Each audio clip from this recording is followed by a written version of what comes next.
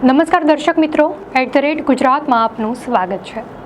ભરૂચ જિલ્લાના આમોદ તાલુકાના કોબલા ગામમાં તાજેતરમાં એક વિચિત્ર અને ચિંતાજનક ઘટના સામે આવી છે, જેમાં ગામની એક પાલતુ ભેંસમાં હડકવાના લક્ષણો દેખાતા તેના દૂધનું સેવન કરનારા લગભગ 39 જેટલા ગ્રામજનોએ ગત શનિવાર 8 નવેમ્બરના રોજ હડકવા વિરોધી રસી લેવા માટે આમોદ સામૂહિક આરોગ્ય કેન્દ્ર ખાતે દોડ મૂકી હતી।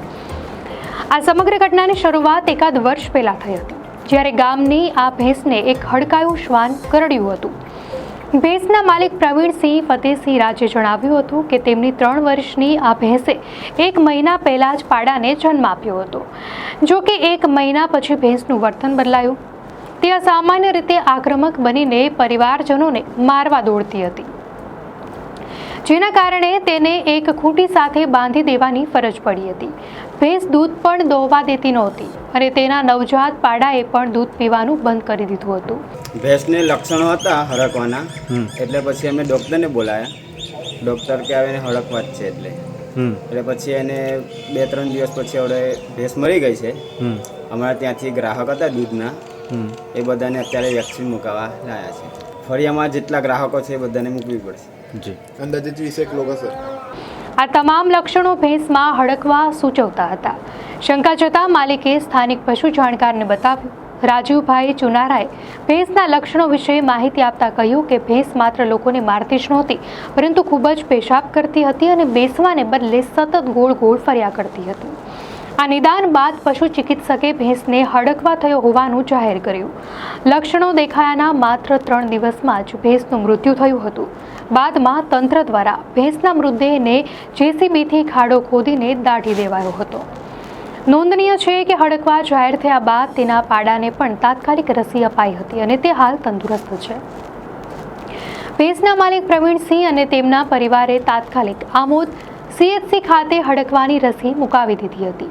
ત્યારબાદ તેમણે સાવચેતીના ભાગરૂપે આ ભેંસનું દૂધ લેતા ગ્રાહકોને તેમજ આ દૂધમાંથી બનેલી બરી ખાનાર લોકોને જાણ કરી હતી। આ બાબતની જાણ થતાં જ ગામ લોકોમાં ભય અને ચિંતાનું વાતાવરણ ફેલાયું।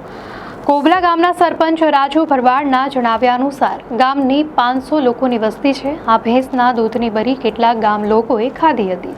એ પછી તેમને ખ્યાલ આવ્યો કે ભેંસને હડકવા થયો છે, ત્યારે ગામના લોકોને રસી મુકાવવાની ફરજ પડી। ગામના રહેવાસી વિજય ઠાકોરે ઉમેર્યું કે ગામમાં એક બેસણું હતું, તે દરમિયાન પણ લોકોએ આ ભેંસના દૂધની ચા પીધી હતી। સ્થાનિક ગ્રાહકોમાં હડકવાગ્રસ્ત ભેંસનું દૂધ પીધું હોવાનો ભય પ્રસરતા તબીબની સલાહ મુજબ આમોદ CHC ખાતે હડકવાની રસી મુકાવવા માટે લોકોની લાઈન લાગી હતી। ભરૂચના અધિક જિલ્લા આરોગ્ય અધિકારી ડોક્ટર મુનિરાજ શુક્લાએ આ અંગે માહિતી આપતા કહ્યું કે ગ્રામજનોને એન્ટી-રેબિસ વેક્સિન રસી આપવામાં આવી છે। ગામના કુલ 39 જેટલા લોકોને રસી આપવામાં આવી છે। તેમણે સ્પષ્ટ કર્યું કે હજી સુધી કોઈ પણ વ્યક્તિમાં રોગના કોઈ લક્ષણ જોવા નથી મળ્યા, પરંતુ સાવચેતીના ભાગરૂપે ગામ અંગે વેઇટ એન્ડ વોચની નીતિ અપનાવાઈ છે। કોબલા ગામના મેડિકલ ઓફિસર ડોક્ટર માનસિંહ રાઠીએ કહ્યું કે આ કિસ્સામાં જોખમ ન લેતા અમારી પ્રાથમિકતા પ્રમાણે ભેંસના સંપર્કમાં આવેલા તમામ લોકોને રસીનો બુસ્ટર ડોઝ આપ્યો છે। સામૂહિક આરોગ્ય કેન્દ્રના ચિકિત્સકોએ પણ આ જ વાતની પુષ્ટિ કરી હતી।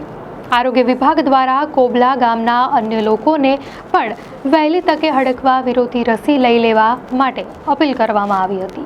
यहाँ हमारे बाजू में एक कोबला गांव करके है, वहाँ पे एक भैंस को एक कुत्ते ने काट दिया। उस वजह से वो भैंस को हड़कवा गया था और वो भैंस मर गई, लेकिन वहाँ के पूरे गांव ने, वहाँ के सारे ग्राहकों ने वो भैंस का दूध पिया था। तो आज हमारे यहाँ पे वो सारे ग्राहकों को हमने हमारी तरफ से प्रोफाइलैक्सिस वैक्सीन बूस्टर दिया है फॉर ARV। एट प्रेजेंट हमारे यहाँ पे ऑलमोस्ट 32 वैक्सीन लेने के लिए 32 पेशेंट्स आ चुके हैं और अभी भी और बाकी आने के हैं।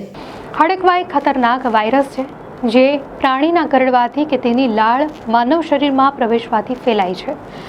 તે મનુષ્યના ચેતાતંત્ર પર અસર કરે છે અને સમયસર સારવાર ન મળવાની સ્થિતિમાં લગભગ 100% જીવલેણ સાબિત થાય છે। આ અંગે ગાંધીનગરના ઇન્દ્રોડા નેચર પાર્ક ગીર ફાઉન્ડેશનના પશુ ચિકિત્સા અધિકારી ડોક્ટર અનિકેત પટેલે સ્પષ્ટતા કરી હતી કે ચેપગ્રસ્ત પશુનું દૂધ પીવાથી આ રોગ થવાની શક્યતા ખૂબ ઓછી છે। પણ તેને નકારી ન શકાય. તેમણે ઉમેર્યું કે વાયરસનો પ્રવેશ જ્યારે લાળ, માણસ કે અન્ય પશુના લોહીના સીધા સંપર્કમાં આવે ત્યારે થાય છે. ડૉક્ટર પટેલે WHOની માર્ગદર્શિકા અનુસાર આગળ વધવાની વાત પર ભાર મૂક્યો. તેમણે કહ્યું કે જો કોઈ વ્યક્તિને હડકવા થવાની શક્યતા 1% કરતાં પણ ઓછી હોય ત્યારે પણ ફરજિયાત રસી લેવાનું જણાવવામાં આવે છે. એટલે કે જો હડકવાગ્રસ્ત ભેંસનું દૂધ લોકોએ ગરમ કરીને પણ પીધું હોય તો તે વ્યક્તિઓને એક્સપોઝરની કેટેગરીમાં મૂકવા જરૂરી છે. ડૉક્ટરના જણાવ્યા અનુસાર હડકવાના લક્ષણો દેખાય બાદ તેનો કોઈ ઇલાજ નથી અને 100% કિસ્સાઓમાં તે જીવલેણ સાબિત થાય છે. પરંતુ વાયરસને સેન્ટ્રલ નર્વસ સિસ્ટમ સુધી પહોંચતો અટકાવીને તાત્કાલિક પોસ્ટ એક્સપોઝર પ્રોફિલેક્સિસ સારવાર દ્વારા મૃત્યુને અટકાવી શકાય છે. જો ચેપગ્રસ્ત પશુ કરડે તે દિવસથી જ રસીકરણ શરૂ કરી દેવામાં આવે છે, જેમાં કુલ 5 રસી લેવી ફરજિયાત છે. ઘા ગંભીર હોય તો 24 કલાકની અંદર રેબિસ ઇમ્યુનોગ્લોબ્યુલિન રસી પણ આપવામાં આવે છે. વિશ્વ આરોગ્ય સંગઠન અનુસાર હડકવા એશિયા અને આફ્રિકામાં ગંભીર જાહેર આરોગ્ય સમસ્યા છે અને માનવોમાં તેના 99% કેસ શ્વાનના કરડવાથી થાય છે. ભારતમાં પણ રાષ્ટ્રીય હડકવા નિયંત્રણ કાર્યક્રમ દ્વારા વર્ષ 2030 સુધીમાં રેબિસથી થતા માનવ મૃત્યુદરને શૂન્ય બનાવવાનું લક્ષ્ય રાખવામાં આવ્યું છે. કોબલા ગામનો આ કિસ્સો આરોગ્ય જાગૃતિ અને સમયસર સારવારના મહત્વ પર ભાર મૂકે છે. દર્શક મિત્રો, આ ઘટના અંગે આપની શું પ્રતિક્રિયા છે અમને કોમેન્ટમાં ચોક્કસથી જણાવશો. અને જો આપને આ વિડીયો સારો લાગ્યો હોય તો વિડીયોને લાઇક કરો અને ચેનલને સબસ્ક્રાઇબ કરો.